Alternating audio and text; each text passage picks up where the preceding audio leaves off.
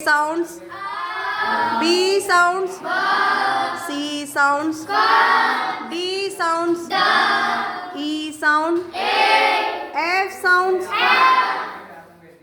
G sounds, S sounds, I sounds, H sounds, K sounds, L sounds, M sounds, N sounds, O sounds, P sounds, Q sounds, R sounds, S sounds, T sounds, U sounds, V sounds, W sounds, X sounds, Y sounds, Z sounds। देखो बच्चों, ए के sound में ए की आवाज तो आती है और आ की भी आती है। जैसे RAM राम होता है और CAT कैट। बी में बा की आती है। सी में आप देखते होगे कभी कभी का की आती है, कभी कभी सा की आती है ना। तो आप सोचते हो सा में तो एस की आती है। तो जो वाले अक्षर का की आवाज आती है सी ए में, सी ओ में और सी यू में। तो कभी सी में का की आवाज आती है, कभी सा की आवाज आती है। तो सी में का की आवाज कब आती है बेटा? जब सी में ए लगाओ, सी ए लगा हो, सी ओ लगा हो या सी यू लगाओ तो का की आवाज आती है।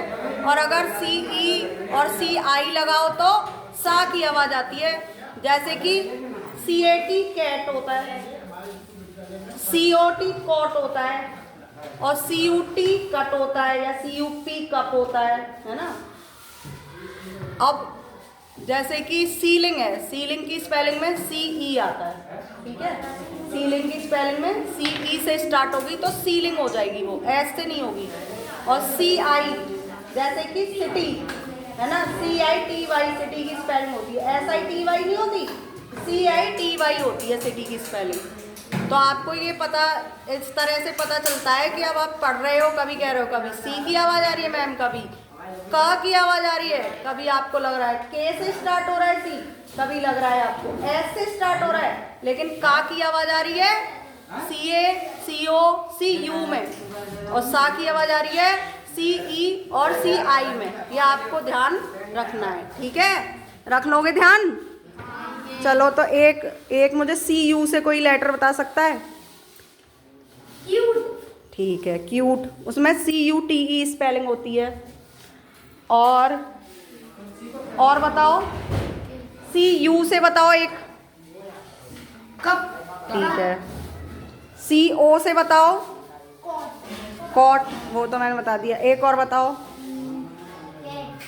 कैट हो गया, वो CA से हो गया, उसमें का की आवाज आ रही है, ठीक है।